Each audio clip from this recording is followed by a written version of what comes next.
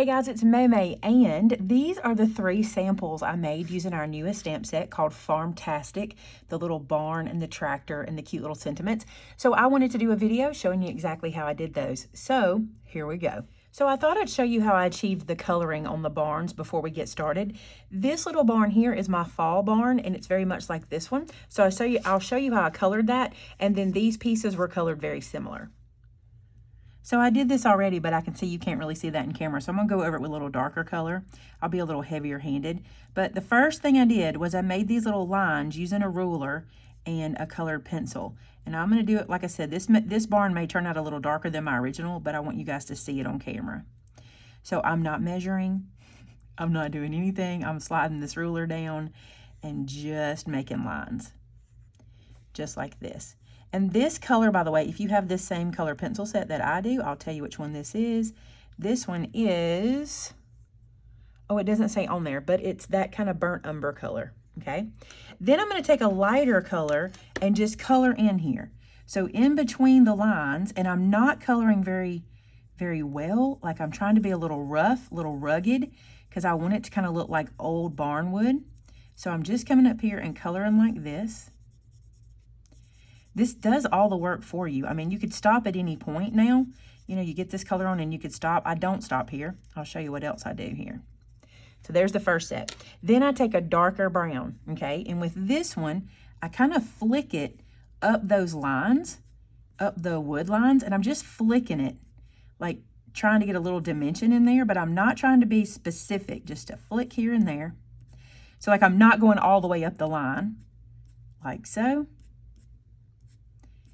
And then I'm going to come back, and in between those pieces of wood we've created, I'm going to use a sharp edge of my dark color and make little lines just in the wood as if it were some of the grain. This is very loose, and you have to leave some white spaces when you're doing this. It's hard to leave white spaces. Now we're going to go back and put another color in a second, but you have to leave some white spaces here and there.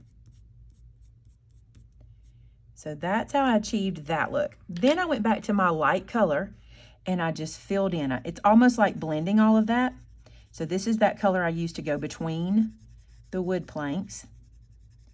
And this is where the barn is going to get a lot more color. I had fun with this one. And I was doing it in an autumn theme because I wanted to do that card to be kind of fall or autumn.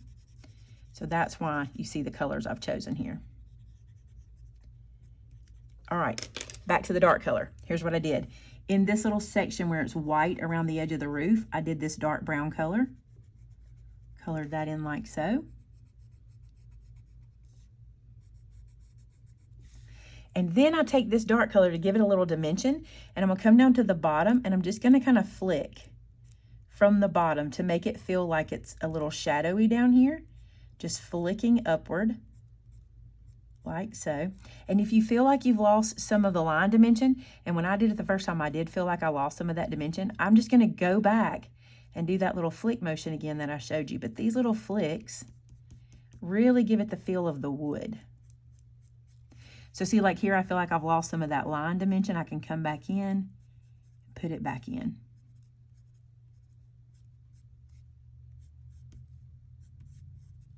The fastest way to build a barn ever. Isn't that cute? It's so cute. Okay, then for your hay, I took this lighter color and I just went to the top of the little open door, just like this, and flicked up some hay like that. And then I took a gray color. So this is gray. And with the gray, I just went back here and colored the background in gray,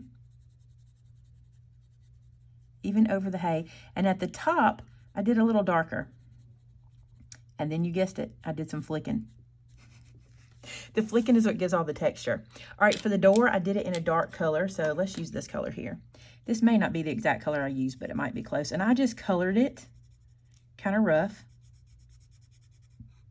Now I'm gonna tell you something. I cut those barns out with my scan and cut. If you get color outside the lines, your scan and cut sees it and it's going to cut it. And it was funny. It was cutting mine, and I just thought it was funny because it could see little tiny pieces like right here. That'll cut around that, but it'll be fine in the end. All right, for the windows, I wanted it to feel like an autumn time or like fall. So what I did was I took kind of this orangey yellow color and then actual orange, this little orangey color, and I added that around just loosely. And then I went back with a light yellow and blended it together. I just wanted to have kind of the feel of like a dark autumn light coming through. And it's just fun to kind of mix the color pencils, just let them blend together. Of course, they don't really blend, but they kind of blend. All right, and then the same here.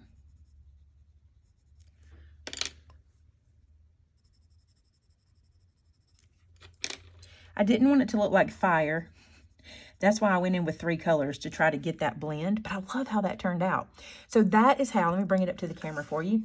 That is how I did the barn. Look how cool it looks on the fall one. And you can see this one's a little different. I left a little more white to that one. See that? Pretty cool. All right, let me show you how I did the red barn from my slimline card. This one here, all I did, and it's pretty easy. Let me get my markers because I used alcohol markers for this. So on this barn, I used red. This is DR5 from Spectrum Noir. I love this red. It's one that I learned to color with. When I say learn to color with, if you've never colored with alcohol markers, red colors can get away from you and you have to get the feel for it. Do you see how I'm flicking this color in? You really can't take the marker to the page and just scrub with a red marker, probably with any of the alcohol markers. So this was the one I learned on. And so I really lean to it a lot. I love this color. Again, stay in the lines because if you don't, well, if you're using a Scan and Cut to cut them out, which I did, it will see all those marks. So the first thing I did was color this entire barn in the red. So I just did that to achieve the red color, and then I took a gray. This is BG1. And to get my little barn lines, which you probably cannot even see, let's see if you can look past the snow to see. Do you see those kind of little lines in there? This is what I did. I took my gray and I just ran it across. You can do this with a blender as well. I just grabbed the gray because I didn't want it to go completely white in there, or I didn't want it to get pale. I just wanted to have this texture on the barn. So if you just kind of do these little streaky movements like that, you'll get this little texture. I think it's kind of not needed because by the time I got through decorating with all the snow and everything, you really didn't see this. But if you do that and you go over it a couple times, it'll really show up even more. See if you can see just the little streaks in there, which you really don't even need. All right, and then I colored, I don't have it with me, but I colored the windows in just one color of yellow and left the doors white. So you can see here what I did. So I colored the windows just one color yellow, left the door white, left the trim white, and then when the video gets going, I'll show you how I did the snowflakes. All right, for this guy, he's so easy. I did him in gray and red. So I took the gray and I just streaked really messily all the way down the whole barn, just in streaks. I'm not going to color like this solid color. I'm just streaking these colors in because I want it to look weathered and worn. And the marker itself will kind of be messy for you if you don't go back and cover, do a multiple layer. So that's kind of good. We want that kind of distressy look.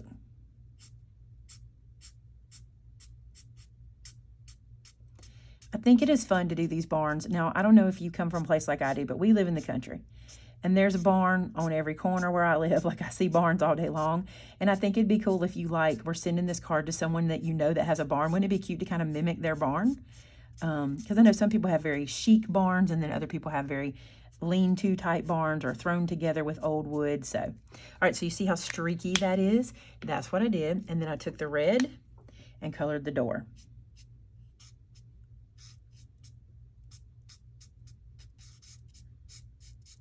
I did the same technique for the little shed for this card. I'm not going to color it here because you see what I'm doing, but that's how I did it. Just very streaky. I even left the windows white on this one. You can see very streaky like that. And you can go back and do another layer of the streaks if you want to. So there you go. That is how I did the third one. All right, now let's put the cards together.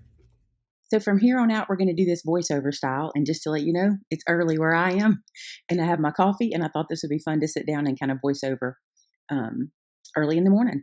So what I'm going to do for my first card, we're going to do the slimline card first. I want to create a snowy scene because I want to do a Christmas barn. So I'm taking a wide piece of purple tape and just kind of tearing it willy-nilly to create my hillside or my snowy landscape. So I'm putting it at the bottom of the card. Now I want to caution you about something. Make sure even with purple tape, which is a low tack tape, that you are putting it onto your jeans or putting onto your work surface several times and make it less tacky because it can tear your page. Now here I'm using my Pink and Main mini ink blender. I didn't have to use the mini, but the mini was clean, so I grabbed that one, right? And that is some broken china, Distress Oxide. And can you see how I'm trying to get kind of that blustery look? And the mini is really helping that happen because I'm getting some like brush marks. Look how pretty that is. I love it. Okay, this stamp set is called Background Builder, and I'm going to use both of those, the snowflakes. This may seem useless here because you can't see them really great, but in person you can see them much better. But I'm using some alabaster white ink and stamping all over the page with the snowflake to start. And then we're going to use the tiny snowflakes on our images. So see how pretty that is?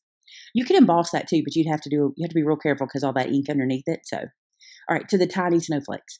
Batman. Okay, so these guys, what I want to do is I want it to look like it's snowing on my images.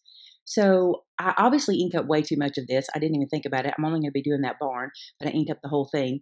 So I take the little tiny snowflakes and I just stamp them on top of my image. And I come back later and add even more. I thought this was neat. So since I had too much ink and I had some on my little page there, I just picked some up. And then you can see that I got snowflakes everywhere, but I end up even stamping more. And I do this same technique with all of my images, even the cow, even the grain silo, every one of them gets stamped with the little snowflake stamp. And notice how you can do notice how you can do first and second generation stamping there. That works with snowflakes so well. So I didn't even clean my stamp or anything or re-ink it. I just kept stamping. Now I do re-ink at this point in between images, but I just kept cleaning that stamp off and getting all the little snowflakes onto the little images. So now we'll do all the rest of them. Same way. Okay, now for placement. I knew I wanted that barn to live on that side there. I think it's so pretty. So I have my little barn placed down. And I love slimline cards. I want to talk to you about this. I did not know I would fall in love with them so much, but I have to tell you, stamp sets are made in a 4x6 size, so images sometimes can be too small for an A2 card, and you have to use a lot more. But in a slimline card, most images you buy on a 4x6 stamp set are perfect for your slimline cards. See how great these fit here? We didn't design them for this particular size. It just really, really works. Now it works on other sizes too, just like we always have, but I'm just really a fan of how this lays out on this size. And by the way, if you're wondering, I did cut these all out with my Scan and Cut. I colored an entire sheet and went to the Scan and Cut and cut them all out. So now I'm going to pull in a stamp set that is a Christmas set. And here's why. I just want to use the word Christmas because my Barn-Tastic or my Farm-Tastic stamp set, which I'm using for the barn, doesn't have Christmas on it, but this one does. So I just pull out the word Christmas and stamp it there at the bottom. And here is where I'm going to do my favorite thing, which is selective stamping. So see where it says Holy Cow and It's Your? We're going to pull those two stamps, but I'm only going to ink up It's. So I'm letting yours stay clean. So you can see they're only inked up It's. And when I do a sentence like this, I stamp the last word first and work my way backwards so I know everything is going to fit where it's supposed to. So if you're doing something like that, just think about that process. So see here, I can put Holy Cow and I know everything fits perfect. I love that sentiment. Holy cow, it's Christmas. Okay, so now we're going to place everything down. And I was trying to decide what I was going to put on foam and what I wasn't. And I ended up deciding that the barn goes on foam and I think the tractor goes on foam. It's been a couple days since I've done this. Yeah, the barn and the tractor and the cow. So I'm going to pop them up on a little bit of Scotty and then we will place our scene. We'll make our scene. Now I want you to notice I'm leaving the backer on my foam tape because I'm going to use it to place the pieces around it. So I'm just laying it there for now. And those pieces that are going to get glued directly down won't get in the way. You know, I can go right behind it and put it where I know the foam will still work. And I'm just going to use some art glitter glue to place those down just like so.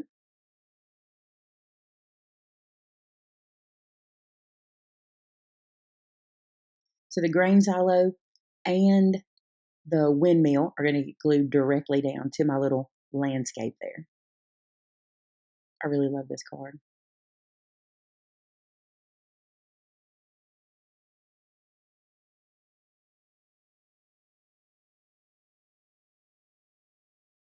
So tell me what you're thinking of slimline cards in the comments below. Is this something you're going to be doing this year? Do you think you're going to kind of adopt the slimline? I really like them.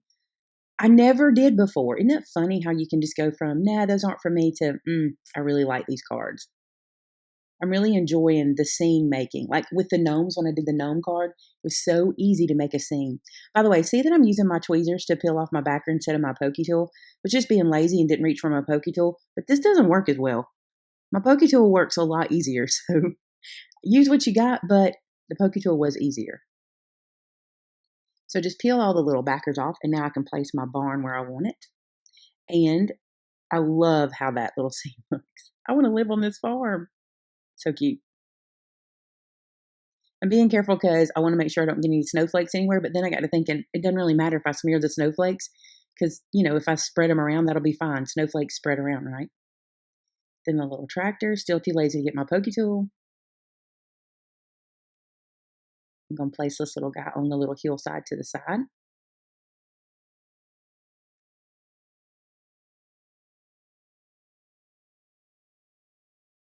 And then for one of the cows, I glue it directly down. And then one of them I pop up. I thought that would be cute to give a little dimension. So like he's going to get glued directly down. And then this guy's going to get popped up in front of him.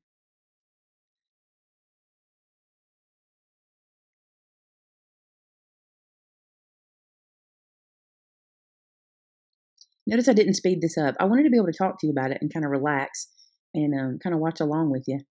I filmed these right after I received the stamp set, so I just enjoyed playing with them so much. Notice I put a little extra glue on there. Sometimes I do, especially when I have a little bit of foam. That wasn't very much foam on there, so I added a little bit of glue for safekeeping. And there is our background of our card.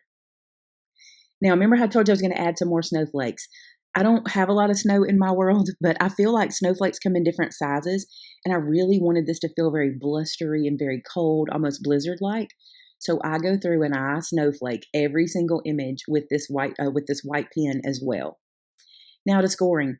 So I pulled out, this is my works tool. I pulled it out just because it was handy. I had my other scoreboard in my other room because I'm working on some projects in there. So I pulled that out and I scored my A2, not my A2, ooh, get used to that, my slimline card in half and creased it. And then I got ready to stamp on the inside. So the stamp set I'm using with this, not the Farm-Tastic, but the Merry Christmas set I'm using with it, is so versatile. We'll be sure to link it for you guys in the blog post. That stamp set, I think I will use all season long for Christmas cards and Christmas projects. And I love how it fills up even the inside of this card. Now, I did go back off screen and stamp a little cow in the bottom right of that inside. I just thought it needed a little something, so I did go do that. Now here I'm going to use some foam to pop this up, and I'm going against my own rule here. I don't normally use double foam, and what I mean by that is I usually, if I have foam in my images, if I've popped any of those up, I usually don't add more dimension, and for some reason, I just wanted to pop this panel up, but I will tell you, I won't do this again. Look how much Scotty I'm using, and that's too much for me, so if you're going to do this, I would glue this panel directly down and save some Scotty. Y'all know that's expensive stuff, and I try to get the most out of it I can, and I don't mind using it in small places, but for me, that was a little bit too much. So there you go. That's our first, holy cow, it's Christmas card. I think it's so cute. I love it. So now on to our next card, and the first thing I did here was start with some distress ink. Something cool is this. If you want to stamp all your images out and do your coloring ahead of time on white paper, that's okay. Even if white is not going to go with the card you're making, you can always ink the page and change the whole look of it. And I felt like the white was a little too stark for what I was fixing to do. So this page comes from the Mente Wilderness kit. Oh my goodness, that pack is so beautiful. And I loved this plaid. I had to use it. So see these trees? These are from the Doris die. It's just a little border of trees. We'll be sure to link all the products for you. And ahead of time, I cut out one of those tree dies, and also using some Doris ovals, I cut out a couple shapes of ovals. And here you can see me trying to decide on my layout. You guys say you like to see my thought process. In my mind, originally this card was always going to be in a portrait orientation, but I wasn't sure exactly how I was going to lay it out. You see me trying everything. But then for some reason I decided, what will this look like if I go landscape and I'll get to see more of the trees. I really didn't want the trees at the bottom. I wanted them to run behind the oval for dimension. And so I really, really liked this layout, and look how cute that is. So that little oval is there to make our focal point really pop, because if I were to lay that barn directly down on the plaid, it would kind of blend into the background, and I didn't want it to do that. I needed it to pop off the page just a little bit. So this is the layout I decided to go with. Now, notice I have 2 trees on one side and 1 tree on the other side showing outside of that little oval. I decided if I strategically placed my trees and cut them down, I could get more use out of my trees. So notice here, I'm putting 3 to the side of the card and lining up where I want them to go. And then I'm going to take a pencil and I'm going to trace that corner edge. And the reason is I want to know where to place these back in just a second. So just trace that down. And now I'm going to glue those directly down to that spot with some art glitter glue and then trim off the difference. So the reason, like I said, was I felt like I could get more use out of my die rather than just gluing it straight down and being kind of driven by where it lands. Here I can go, no, I want these 3 trees right here. So that's what I did. I glued those down.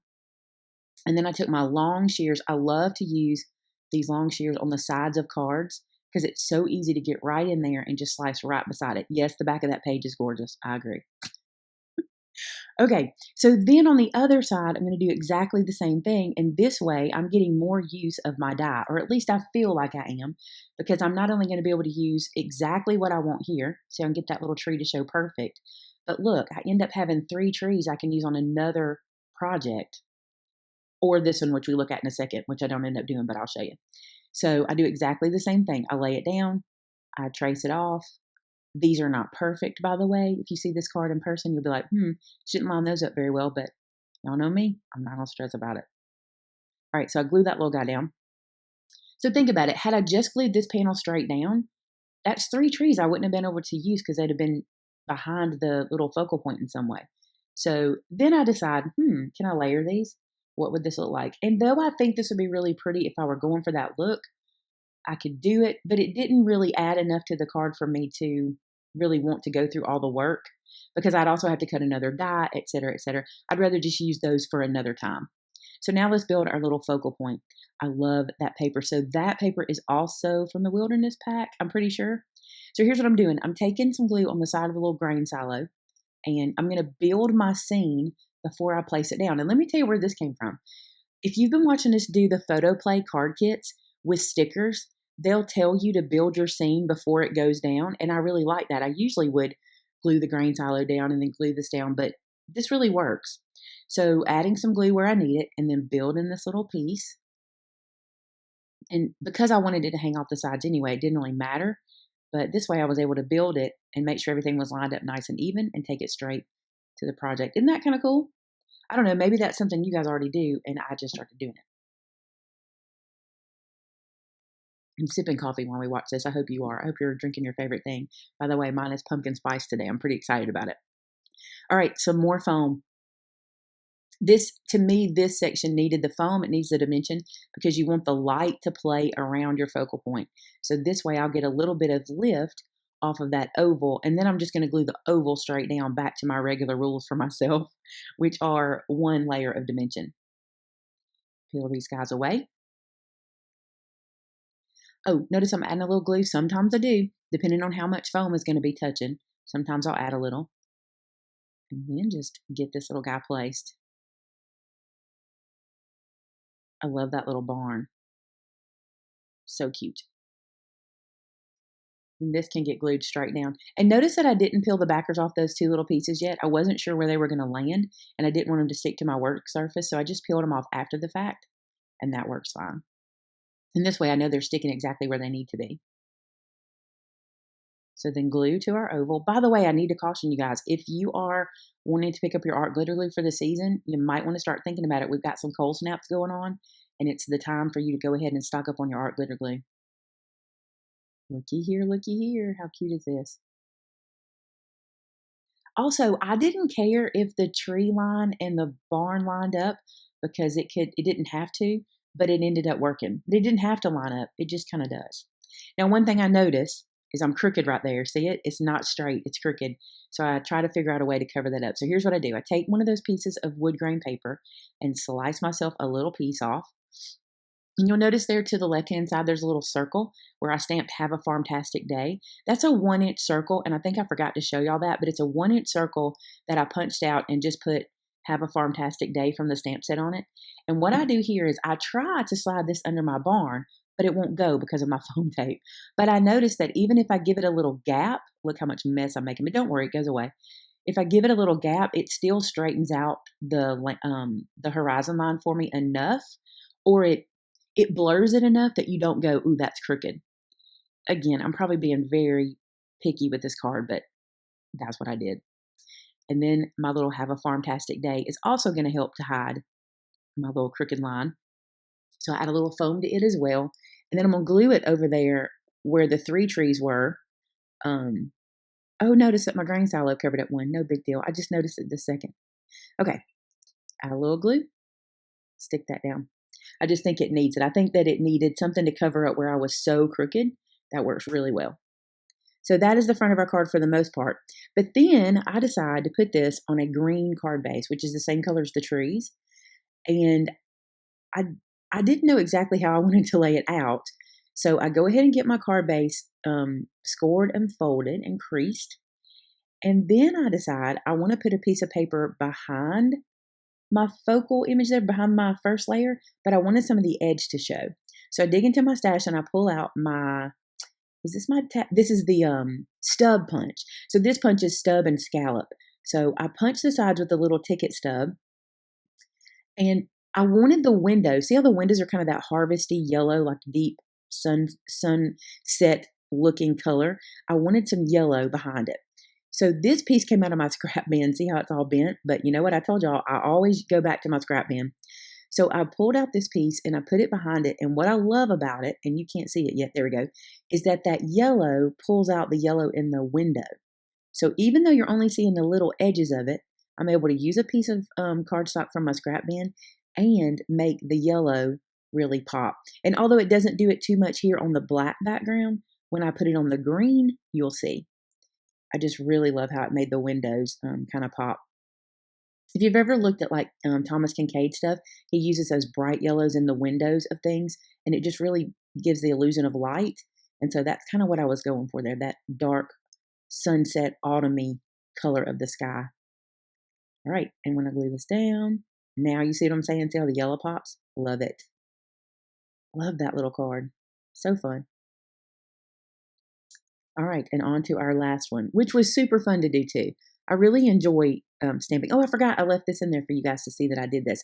Here's why I'm saying I forgot I left it in. It didn't make enough difference for the time. Like, it wasn't that long to do, but it made so little difference, and you really can't see it in the picture. So, could have been wasted. I just wanted to put some texture on the trees, but I might have been better off to do that beforehand with a little darker color, or maybe ink them, but it didn't do enough for me. Okay, so now to the next card. A little bit of purple tape. You notice that I put it on my work surface first to get some of the sticky off, and I'm taping down an A2 card from the score line up and using that cow. I wanted this to look like cows were all over the place, and I know it's going to remind you of. Tell me in the comments what it reminds you of. So then I take the little milk jug or churn milk jug, and stamp it in blue. For some reason, it just needed to be blue on this card for me. Notice how I'm stamping on and off the page. That's how you get a very professional look to your cards. It should, this is so funny, y'all, but your images should go on and off. Okay, so I get a little bit of blue on the back of my card because obviously it was on my hand somewhere. So I decided to take my mono sand eraser and get it off. And then I had a little on my pinky finger, and you notice what happened. So then I have to clean that off. So then I lift my hand and I notice that there is more blue on the back of that card, and it's on my thumb of the other hand. Y'all, it was so funny. So I clean my hands off. I erase those spots as best I can, which really you can do pretty good with that mono sand eraser. You really can get rid of your mistakes like that. But I had to leave this in for y'all to see it because I thought, I know I'm not the only one who does this in their craft room. Okay, now to build the next scene, I cut myself a little piece of white cardstock to go across. And I'm going to build my scene onto that white cardstock, kind of like I did earlier. So with my little gray barn, I'm going to glue him down kind of to the bottom. And notice that I'm leaving a gap that gap is where I'm going to put my sentiment. I didn't measure. I got lucky on this. I don't know why. I normally would lay my stamp set there and make sure my words would fit, but I guess I had been playing with the stamp set enough to know it would. So here I am just playing with where my little placement's going to go. So I decide this little shed needs to go next to the barn there and even behind it, which obviously it should have gone behind it for dimension. Now, in a real world, you probably wouldn't have a weather vane on both of your barns, on your shed and your barn, but you remember I used those to show you guys, so I thought it was cute. And that I'm calling my John Deere green silo because I think it is hilariously John Deere green. And then I'm going to add my tractor.